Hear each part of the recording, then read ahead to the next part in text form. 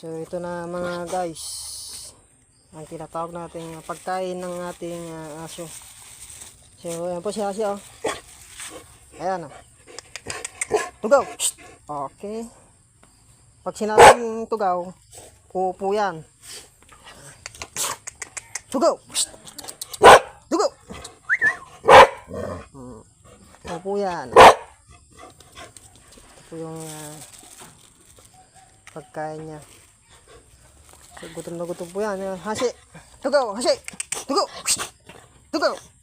Ayan. Very good. Very good yung hasi. Clap your hands. Up. Ito na.